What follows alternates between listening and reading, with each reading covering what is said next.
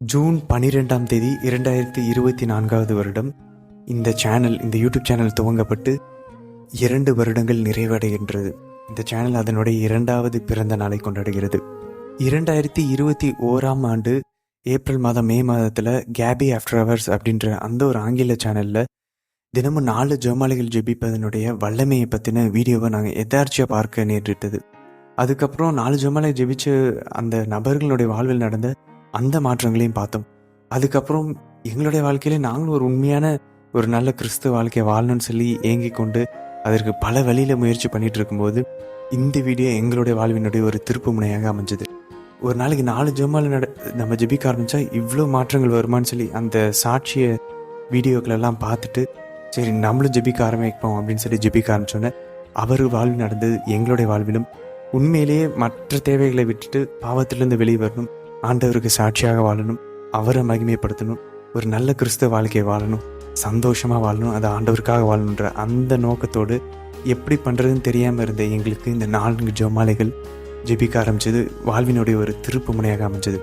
2021 22 June மாதம் 12ஆம் தேதி வரைக்கும் கிட்டத்தட்ட 1 வருடங்கள் ஒரு நாள் கூட விடாமல் தொடர்ந்து 4 ஜெபமாலைகள் ஜெபிச்சதுக்கப்புறம் எங்களுக்கு அப்போல்லாம் தெரியவே தெரியாது இப்படி இந்த மாதிரி ஆங்கில வீடியோக்களை எடுத்து மொழிபெயர்ப்பு செஞ்சு போடணும் அப்படின்ற எண்ணம் வந்து கொண்டு இருந்துச்சு. ஆனால் அந்த எண்ணத்தை ரெசிஸ்ட் பண்ணிகிட்டே இருந்தோம், அதை எதிர்த்து கொண்டே இருந்தோம். அப்புறம் ஒரு நாள் அந்த 2022 வருடம் 2 வருஷத்துக்கு முன்னாடி கிட்டத்தட்ட 1 வருடம் தொடர்ந்து 4 ஜெபமாலைகள் ஜெபிச்சு மாதவிடம் முழு அர்ப்பணம் செய்ததுக்கப்புறம் இந்த 2022 வருஷம் ஜூன் மாதம் 12ஆம் தேதி ஒரு நாள் சண்டே மாஸ் முடித்ததுக்கப்புறம் அடோரேஷன் சேப்பலில் ஜெபமாலை ஜெபிச்சுட்டு 1 மணி நேரம் நற்கருணை சந்திப்பு செஞ்சுட்டு வீட்டுக்கு திரும்பி வரும்போது திடீர்னு இந்த கேபி ஆஃப்டர் ஹவர்ஸ் அந்த ஆங்கில சேனலில் இருக்கக்கூடிய ஒரு முக்கியமான ஒரு சாட்சியத்தை கீனன் அப்படின்ற அவனுடைய சாட்சியம், அவர் எப்படி ட்ரக் அடிக்ஷன்ஸ் இந்த போதைப் பொருளுக்கு அடிமையாக இருந்து இச்சைக்குரிய பாவங்களுக்கு அடிமையாக இருந்த அவர் தினமும் 4 ஜெபமாலைகள் ஜெபிச்சு 9 நாளில் அதிலிருந்து அவர் மீண்டு வந்தார் அப்படின்ற அந்த ஒரு சாட்சியத்தை நம்ம மொழிபெயர்ப்பு செஞ்சு போகணுன்ற ஒரு எண்ணம் வந்தது. அது எப்படி பண்ணணுன்ற அதற்கான எல்லா தேவைகள், எல்லா வசதிகள், எல்லா ஞானமும் அந்த ஒரு நாளே கொடுக்கப்பட்டு என்ன நடந்துச்சுன்னே தெரியல. அந்த வீடியோ மொழிபெயர்ப்பு செஞ்சு அதை முதல் வீடியோவை ஜூன் 12ஆம் தேதி 2022 வருஷம் அப்லோட் செஞ்சதுக்கு அப்புறம் தான் சுயநினைவுக்கே வர முடிஞ்சிச்சு. ஓகே, இதை நம்ம செஞ்சு முடிச்சிட்டோம் அப்படின்னு சொல்லி அன்றிலிருந்து இன்று வரை 2 வருடங்களாக ஒவ்வொரு வாரமும் ஒவ்வொரு வீடியோக்களை கடவுளுடைய இரக்கத்தினாலும் அவருடைய உதவினாலும் அருளினாலும் துணையினாலும் தேவமாதாவுடைய உடனிருப்பினாலையும் ஒரு வாரம் கூட மிஸ் பண்ணாமல் ஒரு வீடியோவாக இந்த சேனலில் போட்டுட்ருக்கோம். எங்கள் வாழ்வை தொட்ட அந்த சாட்சியத்தினுடைய ஒரிஜினல் அந்த ஆங்கிலத்தினுடைய அந்த வீடியோக்கான லிங்க்கையும் இந்த வீடியோட டிஸ்கிரிப்ஷனில் கொடுத்துருக்கோம். அதனுடைய தமிழ் மொழிபெயர்ப்பு இந்த வீடியோவில் போடப்பட்ட முதல் வீடியோவினுடைய அந்த லிங்க்கையும் இந்த வீடியோட டிஸ்கிரிப்ஷனில் கொடுத்துருக்குறோம். அதை நீங்கள் பார்த்து பயன்பெறலாம். அப்போது இந்த சேனல் துவங்கப்பட்டதற்கு 3 காரணங்கள் தான், 3 நோக்கங்கள் மட்டும்தான் மாதாவுடைய மனதில் இருந்தது, கடவுளுடைய மனதில் இருந்தது. முதல் நோக்கம் 4 ஜெபமாலைகள் ஜெபிக்க ஆரம்பித்தோம் அப்படின்னாக்க காலையில் மதியானம் சாயந்தரம் நைட்டுன்னு ஆண்டவருடைய வாழ்வை சரியாக தியானித்து ரொம்ப சீரியஸாக என் வாழ்க்கையை நான் மாற்றிக்கணும், என் வாழ்க்கையில் ஆண்டவரையும் மாதாவையும் கொண்டு வரணும், என்னுடைய பாவத்திலேருந்து நான் வெளியே வந்து அவருக்கு சாட்சிய வாழ்வு வாழணும், அவரை மகிமைப்படுத்தணும் அப்படின்ற எண்ணத்தோட அதற்காக உதவியையும் அருளையும் ஆவியானவருடைய அந்த உடனிருப்பையும் அவருடைய அபிஷேகத்தையும் வேண்டி அந்த ஒரு நோக்கத்தோட 4 ஜெபமாலைகள் ஜெபிக்க ஆரம்பித்தோம் அப்படின்னா எல்லாருடைய வாழ்வும் மாற ஆரம்பிக்கும். கண்டிப்பாக அது தலைகீழாக புரட்டி போடப்படும். நம்ம கத்தோலிக்க திருச்சபையில் குறிப்பாக இளைஞர்கள் ஒரு நாளைக்கு 4 ஜெபமாலைகள் ஜெபிக்க ஆரம்பித்தாங்கன்னா இந்த உலகத்திலே மிகப்பெரிய ஒரு புரட்சியவே இந்த கத்தோலிக்க திருச்சபையில் ஒரு புது எழுப்புதலை கொண்டு வரக்கூடிய மிகப்பெரிய வல்லமை இந்த 4 ஜெபமாலைகள் ஜெபிக்கக்கூடிய இந்த ஒரு பழக்கத்தில் இருக்கிறது அப்படின்றத தெரிந்து இது ஆங்கிலத்தில் மட்டும்தான் இருக்குது, இதை தமிழில் நம்மளுடைய தமிழ் திருச்சபைக்கு நம்மளுடைய தமிழ் மக்களுக்கு இதை கொண்டு வரணும் அப்படின்ற அந்த ஒரு எண்ணம் இருந்தது. இதுதான் முதல் நோக்கம். 2வது நோக்கம் மாதாவுக்கு முழு அர்ப்பணம் செய்வது. 33 நாள் தயாரித்து புனித மான்ஃபோர்ட்டின் முறைப்படி மாதாவிடம் நம்மையே முழுமையாக அர்ப்பணிப்பது. இதை வந்து ஒரு நியூக்ளியர் பாம்பு போல் சொல்லலாம், ஒரு அணுசக்திக்கு ஒப்பான ஒரு வல்லமையான ஒரு பக்தி முயற்சி, மாதாவுக்கான உண்மையான பக்தி முயற்சி, ட்ரூ டிவோஷன். அப்போது இதுதான் 2வது நோக்கம். எல்லா இளைஞர்களையும் குறிப்பாக இளைஞர்கள் கத்தோலிக்க இளைஞர்கள் இந்த முழு அர்ப்பணம் செய்ய வேண்டும். முழு அர்ப்பணத்தை பற்றி நிறைய பேருக்கு தெரியாது. இதை பல பேருக்கு கொண்டு வந்து சேர்க்க வேண்டும் அப்படின்றது தான் 2வது நோக்கம். 3வது நோக்கம், நிறைய கத்தோலிக்க திருச்சபை கற்றுத்தரக்கூடிய போதிக்கக்கூடிய விசுவாசங்கள், நற்கருணை மீதான அந்த சரியான புரிதல், நற்கருணை மீதான பக்தி, அதே போல் பாவ சங்கீதனம், நற்கருணை சந்திப்பு, இறை வார்த்தை மீதான அன்பு, தூய ஆவியானவர் பற்றின புரிதல்கள், புனிதர்களுடைய வாழ்வு, அவர்களுடைய வாழ்க்கை வரலாறு, அவர்கள் எழுதின எழுத்துகள், இது எல்லாத்தையுமே மோஸ்ட்டாக ஆங்கிலத்தில் தான் இருக்குது. ஆங்கில வீடியோக்களாக இருக்கிறது, ஆங்கில புத்தகங்கள் இருக்கிறது. கிட்டத்தட்ட 95% இந்த கத்தோலிக்க பாரம்பரியத்தில் இருக்கக்கூடிய அந்த புதையல்கள் எல்லாமே ஆங்கிலத்தில் தான் இருக்கிறது. அது எப்படியாவது மொழிபெயர்த்து அதை வீடியோ ஃபார்மேட்டில் அதை தமிழில் நம்ம மொழிபெயர்த்து தமிழ் மக்களுக்கு கொடுக்கணும் அப்படின்றது தான் 3வது நோக்கமாக இருக்கிறது. இந்த யூடியூப் சேனலை துவங்கியது இதனுடைய நிறுவனர், ஃபவுண்டர் மூவர் இறைவன் ட்ரினிட்டி. இந்த யூடியூப் சேனலுடைய பயிற்சியாளர் தேவமாதா தான். அதனால் இதில் வரக்கூடிய எல்லா வீடியோஸை அதை தேர்ந்தெடுக்கிறது, அதுக்கான தம்ப்நெயில்ஸ், அதில் வரக்கூடிய ஒவ்வொரு வார்த்தைகள், பேசப்படக்கூடிய ஒவ்வொரு வார்த்தைகள், பின்னாடி இருக்கக்கூடிய பேக்ரவுண்ட் மியூசிக் எல்லாமே மாதாவினுடைய ஆலோசனை கேட்டு தூய ஆவியானவர் வழியாக இது எல்லாமே செய்யப்படுகிறது. இதில் சில நேரங்களில் சில வார்த்தைகளோ அல்லது சில வீடியோக்களோ, சில தம்ப்நெயில்களோ, சில விஷயங்கள், சில மியூசிக்கு ஏதாச்சும் கடவுளுடைய விருப்பத்திற்கோ மாதாவுடைய விருப்பத்திற்கு அதிலிருந்து விலகி எங்களுடைய மனித பலவீனத்தில் நாங்களே போயிருந்திருக்கலாம். ஆனால் இந்த மாதிரி விஷயங்கள் நடக்கக்கூடாது. அப்படின்னாக்க உங்களுடைய ஜெபத்தை நாங்கள் கேட்கிறோம். நீங்கள் ஒருவேளை இந்த ஏதாச்சும் ஒரு வீடியோ பார்க்கும்போது அந்த வீடியோ உங்களுடைய மனதை தொட்டது, இல்லை அந்த வீடியோ உங்களுக்கு உதவியாக இருந்தது அப்படின்னா நீங்கள் செய்ய வேண்டியது ஒன்று தான்.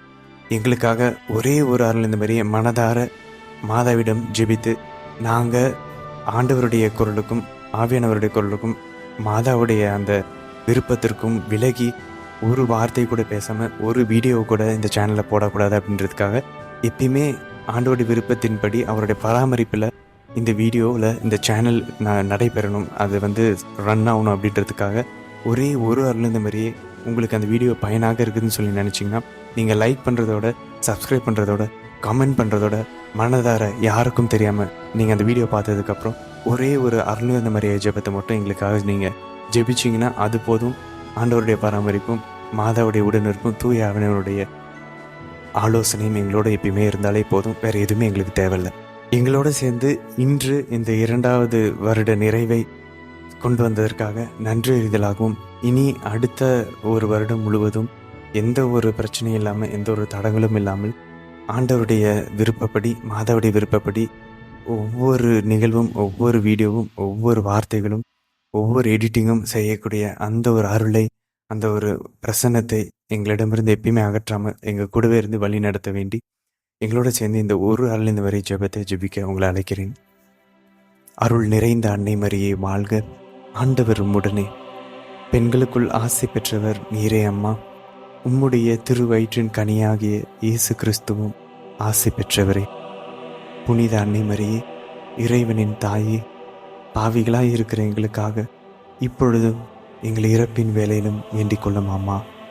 ஆமேன். நாங்கள் ஏற்கனவே கூறியது போல் இந்த சேனல் துவங்கப்பட்டதும், இந்த சேனல் தொடர்ந்து இப்போ நிலைத்து நின்று கொண்டிருப்பதும் 2 விஷயத்தினால தான். தினமும் நாங்கள் 4 ஜெபமாலைகள் தவறாமல் நாங்கள் ஜெபித்து கொண்டிருக்கிறோம். அதே நேரத்தில் மாதாவுக்கு எங்களே நாங்கள் முழுமையாக அர்ப்பணித்து விட்டு எல்லாத்தையுமே மாதாவுக்காக, மாதாவோட, மாதா வழியாக, மாதாவுக்குள்ளாக செய்கிறோம். அது மட்டும்தான் இந்த சேனல் துவங்கினதற்கு காரணம், அது நிலைத்து நின்று கொண்டிருப்பதும் காரணம், இனி அது நடக்க போகிறதுக்குமான 2 முக்கியமான காரணங்கள் இது மட்டும்தான். நம்ம என்னென்னமோ செஞ்சு எதுவுமே வேலைக்கு ஆகலைனாலும் 4 ஜெபமாலைகள் ஜெபிக்க முயற்சி செஞ்சு அதை நடுவில் நம்ம நிறுத்தியிருந்தாலும் அதுக்கான ஒரே காரணம் நம்மளோட நோக்கம் சரியாகலை. நோக்கம் ஒன்றாக தானே இருக்கணும். நான் பாவத்தை விட்டு வெளியே வர வேண்டும், நான் ஆண்டவரோட இன்னும் நெருங்கி போக வேண்டும், ஆண்டவர் இன்னும் நான் அதிகமாக அன்பு செய்ய வேண்டும், நான் அவருடைய வார்த்தையை இன்னும் அதிகமாக நான் நேசித்து படிக்க ஆரம்பிக்கணும், தூய ஆவியானவரோட அபிஷேகத்தை பெற வேண்டும், நான் என்னுடைய பாவ அடிமைத்தனத்துலேருந்து வெளியே வரணும், நான் ஆண்டவருக்கு சேவை செய்ய வேண்டும், நான் பவர்ஃபுல்லாக கடவுளுடைய கரத்தில் ஒரு மிக வல்லமையான ஒரு ஆயுதமாக கடவுளை என்னை எடுத்து பயன்படுத்த வேண்டும், அவருடைய திராட்சை தோட்டத்தில் நான் ஒரு பணியாளனாக அவருக்காக வேலை செய்ய விரும்புகிறேன், எனக்கு எப்படி செய்யணும்னு தெரில, என்னை எடுத்து கடவுளுக்கு பயன்படுத்தணும். இது ஒரு துவக்கமாக நான் இந்த 4 ஜெபமாலைகள் ஜெபிக்க விரும்புகிறேன். கடவுளுடைய திருச்சபை, அவருடைய அரசாட்சி இந்த உலகத்தில் கொண்டு வர நான் விரும்புகிறேன்.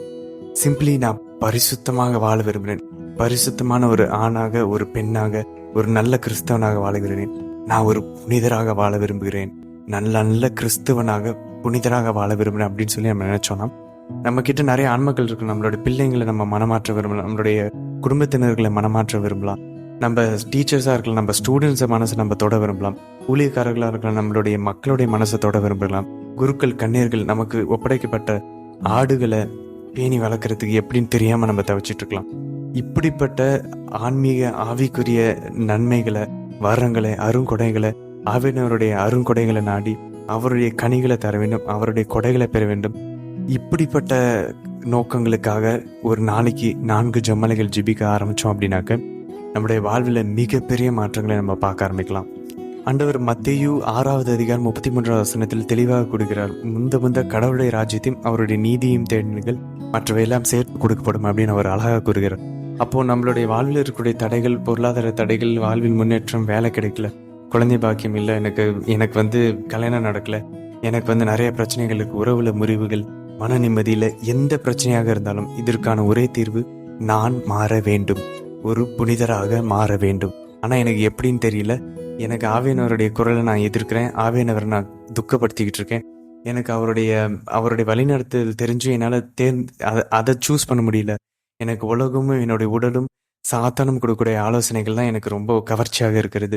நான் மீண்டும் மீண்டும் விழுந்து கொண்டிருக்கிறேன். எனக்கு எப்படி ஒரு நல்ல புனிதராக வாழ அப்படின்னு எனக்கு தெரியல அப்படின்னு சொல்லி நம்ம நினச்சிட்டு இருந்தோம் அப்படின்னாக்க 1 அரசர்கள் 18வது அதிகாரம் 42லேருந்து 45வது வசனத்தை நம்ம வாசினா தெரியும். எலியா இறைவாக்கினர் கார்மேல் மலையில சென்று அவர் மழை வர வேண்டும், அந்த வறட்சி ஒழிய வேண்டும் என்று அவர் ஜெபிப்பார். ஜெபிச்சுட்டு வேலைக்காரரை அனுப்பி போய் ஏதாவது தெரியுதான்னு சொல்லி கடலை பார்க்க சொல்லுவார். அவர் கார்மேல் மலையிலேருந்து பார்க்கும்போது எதுவுமே இல்லை அப்படின்னு சொல்லி அந்த வேலைக்காரவன் சொல்லுவார். திருப்பி அதே போல் 7 முறை அனுப்பி ஜெபித்து விட்டு ஏதாவது தெரியுதான்னு பார்க்க சொல்லுவார். 7வது முறை அவர் பார்த்தபோது மேகத்தில் கையளவு மேகம் மட்டும் வானத்தில் தெரிவதாக அந்த வேலைக்காரவன் சொல்லுவார்.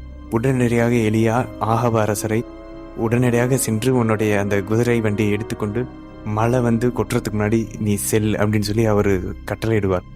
வெறும் கையளவு மேகத்தை பார்த்துட்டு பெரும் மழை, கடுமையான ஒரு பலத்த மழை பெய்ய போகிறதாக எலியா இறைவாக்கினர் கூறுவார். அதே போல ஆகாப அரசர் எடுத்துக்கொண்டு அவர் செல்வதற்கு முன்பாகவே மிக கனமழை பெய்ததாக விவிலியம் நமக்கு பதிவு செய்கிறது. அப்போ அந்த கையளவு அந்த மேகத்தை கார்மேல் சபையினுடைய துறவிகளும் அந்த மாங்க்ஸும் தேவமாதாவை குறிக்கிற ஒரு அடையாளமாக பார்க்கிறார்கள். அந்த கடுமையான அந்த மிக கன மழை ஆண்டவர் இயேசுவை குறிக்கிறதாக பார்க்கிறார்கள். ஏன்னா அந்த உப்பான அந்த கரை படிந்த அந்த கடலிலிருந்து பரிசுத்தமான அந்த மேகம் பரிசுத்தமான மழையாகிய ஆண்டவர் இயேசுவை கொடுக்கிறது. கன்னி அந்த ஆண்மகனை பெற்றெடுக்கக்கூடிய எஸ்ஐயா இறைவாக்கினர் 7வது அதிகாரம் 14வது அந்த இறை வார்த்தையை சுட்டி காட்டக்கூடிய விதமாக அந்த கையளவு மேகம் அதிலிருந்து பெரும் திரளான அந்த கனமழையும் நமக்கு குறிக்கிறதாக கார்மேல் சபை துறவிகள் நமக்கு எடுத்து காட்டுறாங்க. அதே போல் தேவமாதாவை அந்த கையளவு மேகத்தை நம்மளுடைய வாழ்வில் கொண்டு வர்றதுக்கான ஒரே வழி தினமும் 4 ஜெபமாலைகள் ஜெபிச்சு மாதாவிடம் நம்மை முழுமையாக 33 நாள் தயாரித்து புனித மான்ஃபோர்ட்டின் முறைப்படி நம்மை அடிமையாக முழுமையாக தெய்வ மாதாவின் வழியாக ஆண்டவர் இயேசு நம்மை ஒப்படைப்பது தான். இந்த 2 விஷயங்கள் தான் நம்மளுடைய வாழ்விலும் இந்த கையளவு மேகத்தை கொண்டு நம்மளுடைய வறட்சியை போக்கக்கூடிய ஒரே ஒரு தீர்வாக அமையும். அப்போது நம்ம நிறைய விஷயங்களை நம்ம ட்ரை செஞ்சு அது எதுவுமே நம்ம 4 ஜெபமாலைகள் ஜெபிக்க ஆரம்பித்தோம், அது நடுவில் நின்று போயிருக்கலாம் பல சூழ்நிலைகள் காரணமாக, பிரச்சனைகள் காரணமாக. அப்போ செய்ய வேண்டியது ஒன்று தான், நான் மாறணுன்ற நோக்கத்தோட நான் ஒரு புனிதராக மாறணும், ஆண்டவருக்கு சாட்சியாக வாழணும், மற்றவர்களை என் வழியாக கடவுள் அவரிடம் கொண்டு வருவதற்கு என்னையே நான் அவர் கரத்தில் ஒரு வல்லமையான ஒரு ஆயுதமாக, ஒரு கருவியாக நான் என்னையை ஒப்படைக்கும் விதமாக நான் தினமும் என்னை மாற்றிக்கிறதுக்காக 4 ஜெபமாலைகள் நான் ஜெபிக்க போகிறேன், என்னையை முழுமையாக நான் அர்ப்பணிக்க போகிறேன், கத்தோலிக்க விசுவாசத்தை பற்றி தெரிஞ்சுக்க போகிறேன் அப்படின்ற அந்த ஒரு நோக்கத்தோட நம்ம இந்த 3 விஷயங்களையும் நம்ம செய்ய ஆரம்பித்தோம் அப்படின்னாக்க கண்டிப்பாக மற்ற எல்லா உலக பிரகாரமான தேவைகள், பிரச்சனைகள் எல்லாமே தீர ஆரம்பிக்கும். இதை நம்ம கண்டிப்பாக நம்ம கண்கூடாக பார்க்கலாம். ஒருவேளை நம்ம உலக தேவைகளுக்காக இல்லை மற்ற முன்னேற்றங்களுக்காக மற்ற தீர்வுகளுக்காக நம்ம ஜெபிச்சு அது கேட்கலனாலும் இனி நம்ம நோக்கத்தை மாற்றிக்கொண்டு நான் என்ன மாற்றிக்க போகிறேன், ஆட்டோமேட்டிக்காக என் சூழ்நிலைகள், என்னோடய பிரச்சனைகள் தீர ஆரம்பிக்கும் அப்படின்ற அந்த நோக்கத்தோட நான் என்னுடைய பலவீனத்திலேருந்து பாவத்திலேருந்து மீண்டு வருவதற்காக அருள் வேண்டி, அவருடைய அபிஷேகத்தை வேண்டி, மாதவுடைய உடனிருப்ப ஆறுதலை வேண்டி நம்ம ஜெபிக்க ஆரம்பிக்க நம்ம முயற்சி செய்வோம். கண்டிப்பாக இந்த நோக்கத்தோட 4 ஜெபமாலைகள் ஜெபிச்சு நம்ம முழுமையாக அர்ப்பணித்து கத்தோலிக்க விசுவாசத்தில் நம்ம முழுமையாக அதை நம்ம பயிற்சி செஞ்சு அன்றாட வாழ்வில் நம்ம கடைபிடிக்க ஆரம்பித்தோம் அப்படின்னா கண்டிப்பாக நம்மளுடைய வாழ்வும் தலைகீழாக புரட்டி போடப்படும். இந்த உலகத்தில் கத்தோலிக்க திருச்சபையில் மிகப்பெரிய எழுப்புதலையும் மாற்றத்தையும் புரட்சியும் குறிப்பாக இளைஞர்கள் இதை செய்ய ஆரம்பித்தாங்கன்னா நம்ம காண ஆரம்பிப்போம். நிறைய நேரங்களில் நம்மளால் நிறையா பரிகாரங்கள் செய்ய முடியல, உடலை வருத்தி கொள்ள முடியல, உபவாசம் இருக்க முடியல, தொடர்ந்து ஜெபிக்க முடியல, கோயிலுக்கு நம்ம போக மாட்டேங்கிறோம், பைபிள் எடுத்து வாசிக்க மாட்டேங்கிறோம். இதுக்கு எல்லாத்துக்குமே காரணம் உடலினாலும் உலகத்தினாலும் சாத்தானினாலும் நமக்கு சிந்தனையில் குழப்பப்பட்டு தேவையில்லாத பயங்களுக்கும் ஆங்ஸைட்டி படபடப்புக்கும் நம்ம ஆளாக்கப்படுகிறோம். அந்த ஒரு ஆள் துயரத்தில், டிப்ரெஷனில், மன அழுத்தத்தில், தனிமையில், லோன்லினஸில் நம்ம விடப்படுகிறதுனால தான் நம்மளால் கடவுள்கிட்ட நெருங்க முடியல. அப்போ ஒரு நாளைக்கு 4 ஜெபமாலைகள் ஜெபிக்கும் போது, மாதாவிடம் முழுமையாக அர்ப்பணிக்கும் போது மாதா நம்ம கூட வந்து நம்மளை ஆறுதல் படுத்த ஆரம்பிப்பாங்க. தூய ஆவியானுடைய குரலுக்கு செவி சாய்க்க நம்மளை உற்சாகப்படுத்துவாங்க. அந்த அம்மா நம்ம கூடவே இருக்கும்போது, மாதா நம்ம கூடவே இருக்கும்போது ஆட்டோமேட்டிக்காக நம்ம பாவத்திலேருந்து வெளியே வருவதற்கான அந்த தைரியம் வர ஆரம்பிக்கும். ஏன்னா ஆவியானவருடைய அந்த நிரப்புதலை மாதா கிட்ட வரும்போதே புனித எலிசபெத் அம்மாள் எப்படி நிரப்பப்பட்டாங்களோ, அப்போஸ்தலர்கள் பெந்தெகோஸ்தே அன்று எப்படி நிரப்பப்பட்டார்களோ அதே போல் நாமும் நிரப்பப்படுவோம். இப்போ செய்ய வேண்டியது ஒன்று தான், தனியாக இருந்து கஷ்டப்படாமல் மாதவன அந்த கையளவு மேகத்தை நம் வாழ்வில் நுழைய வரவேற்க 4 ஜெபமாலைகள் ஜெபிக்க ஆரம்பிப்போம். நம்மையே முழுமையாக 33 நாள் தயாரித்து மாதவிடம் ஒப்பு கொடுப்போம். இப்போ ஜூன் 13 கூட வருகிறது. ஜூன் 13 ஆரம்பித்தோன்னா ஜூலை 16 நம்ம 33 நாள் தயாரிப்பு முடித்து முழுமையாக மாதவிடம் நம்ம அர்ப்பணிக்கலாம். 4 ஜெபமாலைகள் ஜெபிக்க ஆரம்பிப்போம். நம்மை முழுமையாக அர்ப்பணிப்போம். நம் வாழ்வை மாற்றிக்கொள்ளும். நம் வழியாக இந்த உலகத்தில் பல பேருடைய ஆன்மாக்களினுடைய மீட்புக்காக நம் ஆண்டவரிடம் கையளிப்போம். வல்லமையான கருவிகளாக அவரை பயன்படுத்த நாம் அனுமதிப்போம். ஆமேன்.